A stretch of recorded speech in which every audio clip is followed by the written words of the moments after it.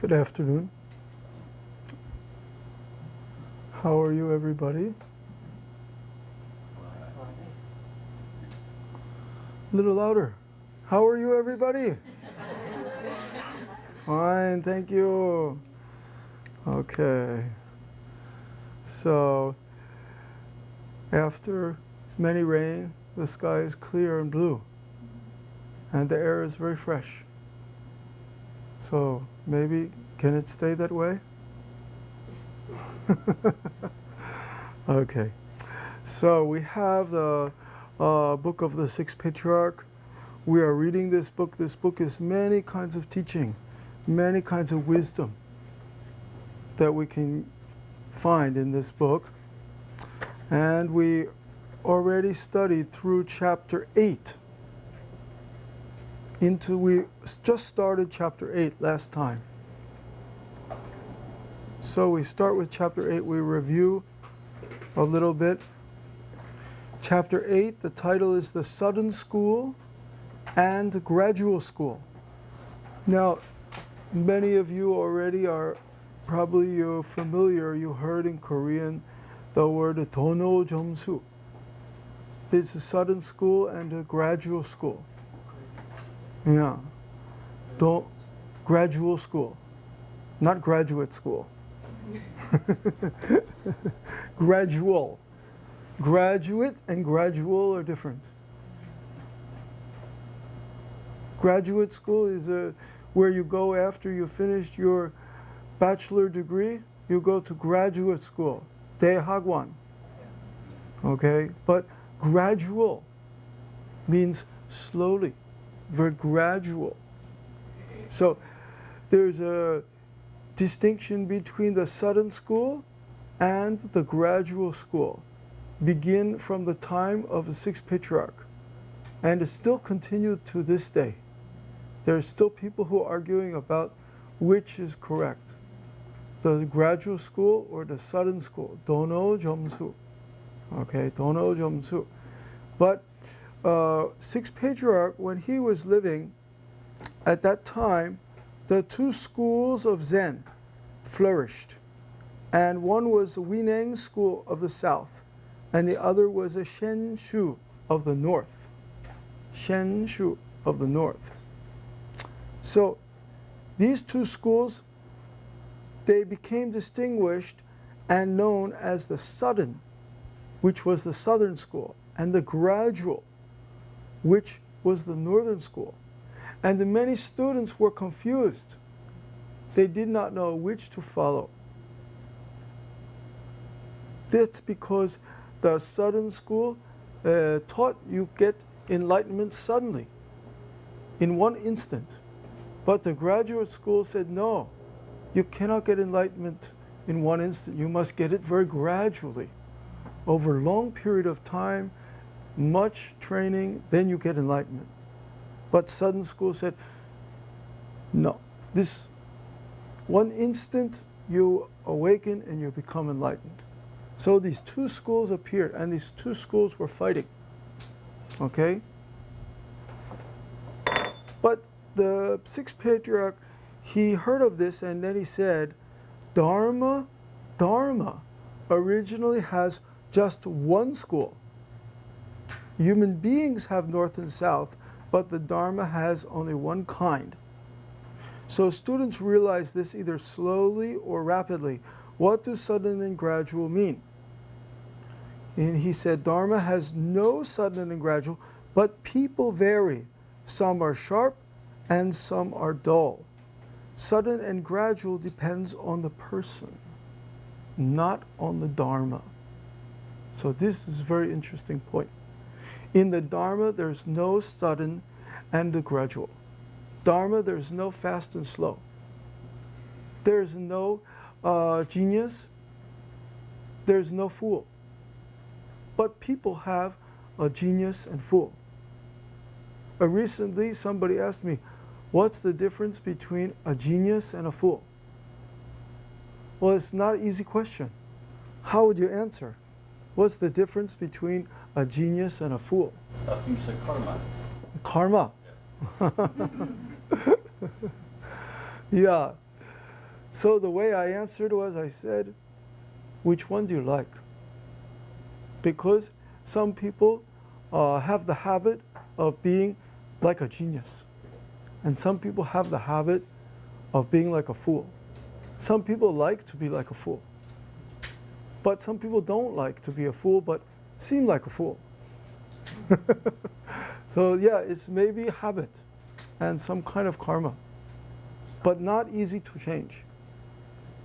So human beings, because of their karma, their disposition, can be like the genius or can be like really like stupid, like the fool. But Dharma, there's no genius, there's no fool. In true Dharma, there's no very smart, very smart and he's very stupid. This is human being's nature to make that. This is the point that the sixth patriarch made. We all think, for example, oh, that person, they're very smart, they went to this university. That means all the people who went to that university are very smart and they all have a good habit. But it's not true. If you go to a really good university, like Seoul National University or like a Harvard University, you see not everybody's the same. Some people, they are very diligent, they work very hard, they study very hard. Some people don't care. They're foolish. So it's a people that make this habit and make the distinction between the very intelligent, very smart, and what seems to us like a foolish. It's a people do that. So the students of Shen Shi always criticized the Southern School's patriarch. They discredited him by saying that he was illiterate and nothing about him deserved respect. So does everybody understand the word illiterate? What does it mean? Tell me. Huh? Not schooled. Not schooled, cannot read. Illiterate person cannot read a book. The sixth patriarch could not read Chinese character, but he is known as one of the greatest monks of all time. He could not read Chinese. I don't think he could read English either. I doubt he could read Hangul. But he became known as one of the wisest and greatest patriarch, and the only patriarch who had the sutra written after him. You know that? Many other patriarchs had books written after them called like orak, orak, record, like a Linshi record, or the record of Unmun record. But only six patriarchs have actual sutra written about him, like the Buddha. And he was illiterate. So the students of the other school, the northern school, they said, he cannot read, he's illiterate. He's not really great. They discredit him, okay? And, but their teacher, Shen Su, their teacher, he said, no, he's really my superior. He's my he can teach. He said, if I had a chance, I would like to go and study with him. I am unable to travel far. On the next page it says, I am unable to travel far to receive instructions from him personally. So the Shen Su, he wanted to go and study with the sixth patriarch Huineng, but he was receiving some kind of support from the state, some kind of money or some kind of help. So he could not go and travel with him. But he said, all of you students should go and learn from him. And one day the Shen Su said to his disciple, Ji Xiang, you are intelligent and bright, you must go on my behalf to Chao Ki and attend the Dharma talks there. Try your best to remember what you learn so that you may relate it to me upon your return. So a little bit, he sent one of his students to listen to the Dharma talk and record it like a tape recorder and then bring it back to him. And then The student, he went on his teacher's instruction, and without telling anybody, he joined the assembly, and the patriarch, right away he knew, oh, somebody here has hidden himself to steal my teaching. Yeah. How he knew that? He was very sharp. And immediately the Shisheng came out and bowed and told the patriarch about his mission. You came from Yukwan Monastery, don't you? You must be a spy, said the patriarch. He said, you're a spy, a kanchop. You know what spy is, right? You know, nowadays in Korea, they don't look for spies so much. But when I first came to Korea 20 years ago, everywhere sign. If you catch spy, you get much money. So, you must be spy. No, I'm not. Why not? If I had not told you who I was, I would be a spy. Since I told you about it, I am not. That's very clever. He said, I'm not a spy because I told you who I was. This is kind of clever. But the patriarch asked him, how does your teacher instruct his disciples? He tells us to contemplate the purity of mind, practice sitting all the time, and not lie down. Then the sixth patriarch, he talked about that. He said, to contemplate on purity is an illness, not Zen. To sit all the time is logically unbeneficial. Then he said, listen to my poem. When alive, we can sit all the time. But when you die, you will lie without sitting. A rack of stinking bones, how can you depend on this for practice? So he said the teacher's teaching to sit all the time and to think about purity of mind and not lie down. He criticized that. He said this is not complete teaching. Nowadays, many people still think this is the correct teaching. Many people, even those people who are practicing in monasteries, they think, oh, you must always sit, not lie down, and always think about pure things. Many monks think like this too. Always think about the pure things, never lie down, and practice sitting all the time. But the sixth patriarch criticized that. He said, when you're alive, you can sit all the time. But when you die, you have to lie down. You cannot just continue sitting. So you cannot depend on this body. He is talking about sitting of body. He said, his point, we have to understand. The sixth patriarch, his whole teaching was, the mind is the master. The mind is the 주인공. So his whole teaching was, you cannot depend on this body. So if you only depend on sitting all the time, then when you get old, you get sick, you die, you have problem. Even you can sit all the time without lying down. There are many people think, oh, if you can sit all the time and think of pure things, wow, you're already a Buddha. Many people think like this. You know, in Korea, many people talk about that. You can sit all the time, not lie down at night, sit all night. It takes, of course, incredible effort to do that. Not easy. But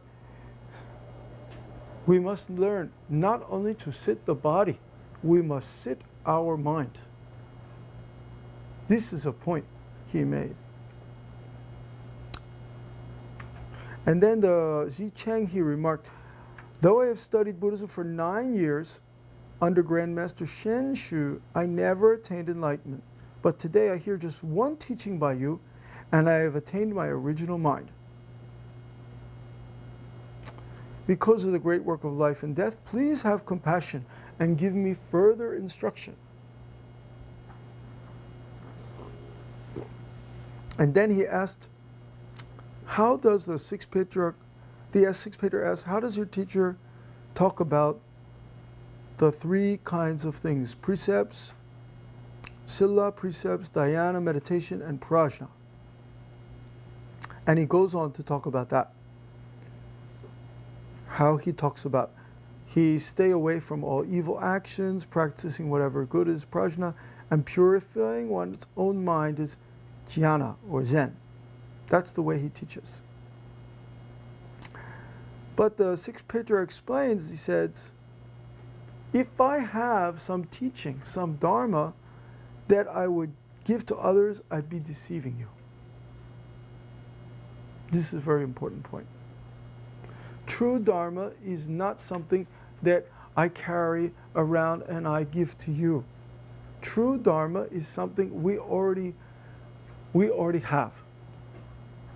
It's not something that one person carry around like a suitcase of dharma.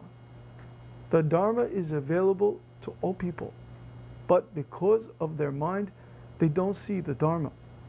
Their mind is not clear and get in the way. All of you people have the potential of dharma.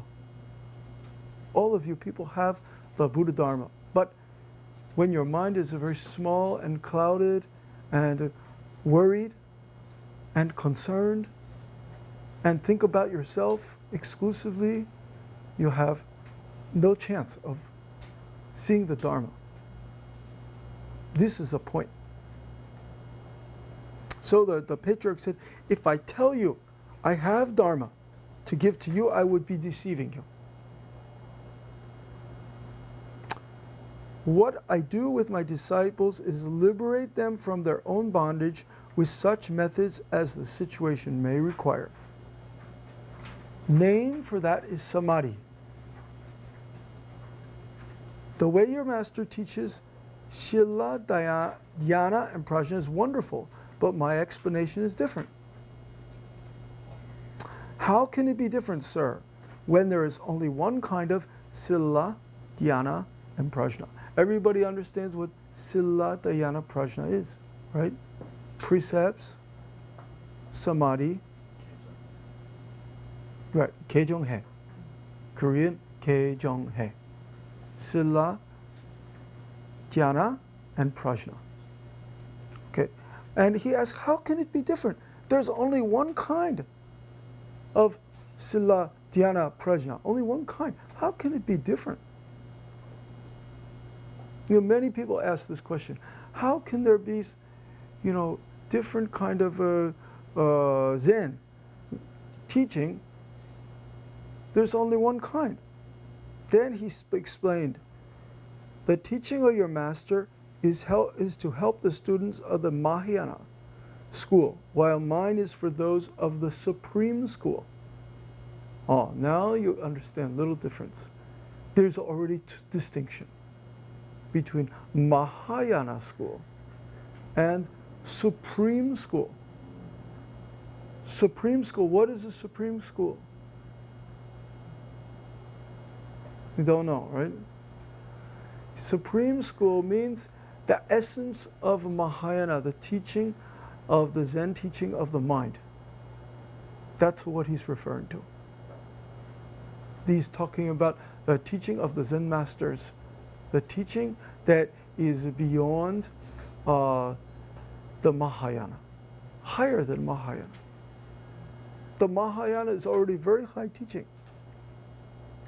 You know, in Korea, when you go to Gangwon, you study all Mahayana, Gangwon.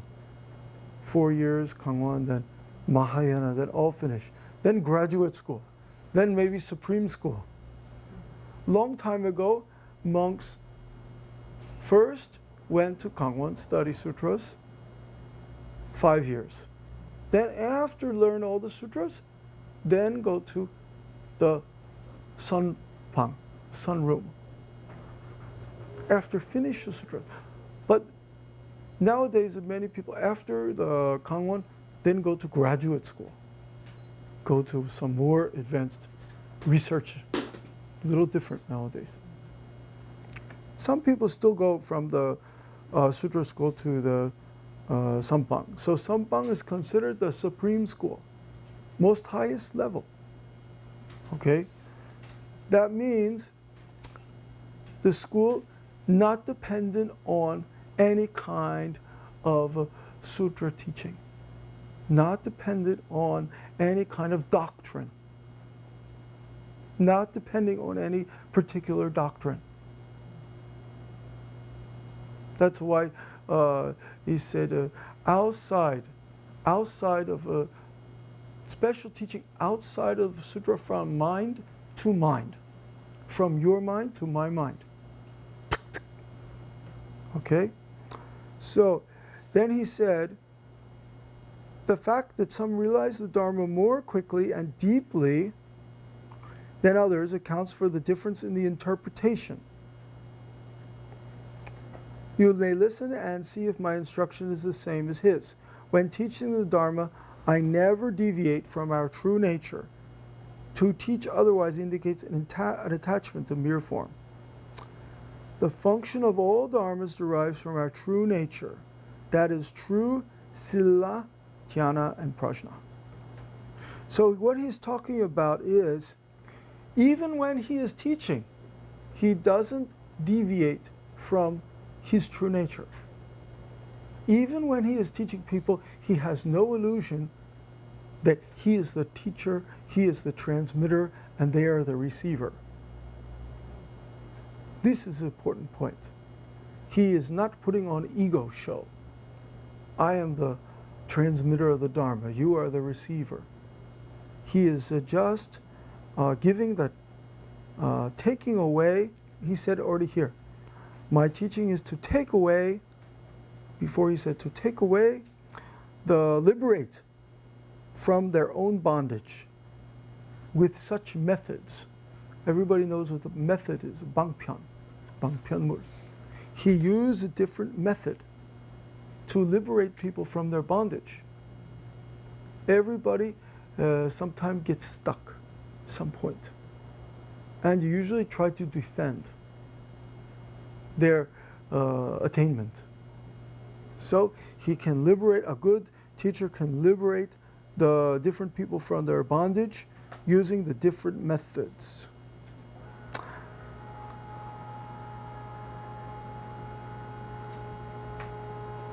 And after he heard the teaching of the sixth patriarch, after the sixth patriarch read this poem to him, the Shi Chang apologized and he thanked the patriarch for his instruction. And then he wrote his own following stanza. He said, the 5 skandhas are illusions. How can an illusion be the absolute? Thinking of returning to Tathata is an impure dharma. So, when we think about we are going to return to the true Buddha, that also is illusion. We have to leave all ideas behind, even our idea of Buddha. Our idea of Buddha is also not the complete teaching. So then a patriarch, he approved of his stanza, and he said, the teaching of your master on Shila, Dhyana, and Prajna applies to wise men of the inferior type, while mine are those of superior type. So he uses this word, superior and inferior. This is not really such a great way to say it, but without any other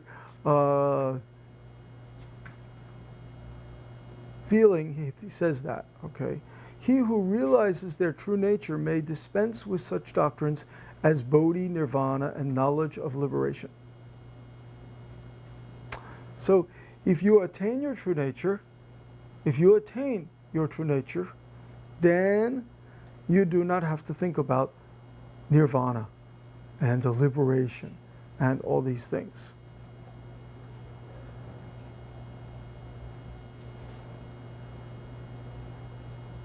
And if you see your true nature, you are free to establish the Dharma or not. They are free to come and go with no hindrance.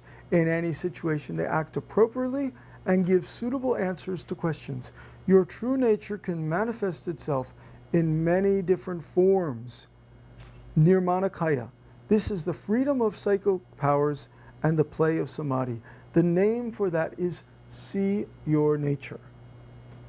We all understand this word in Korean, gyeonsang, 편성, see nature. That's what he's talking about.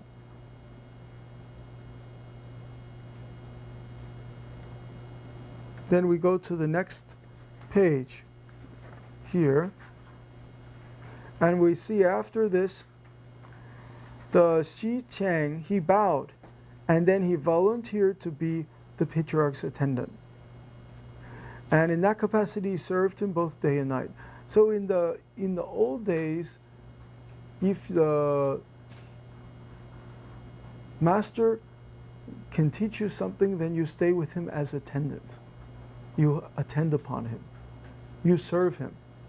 This was considered the correct way to show your respect and appreciation of the master's teaching. Are there any questions today?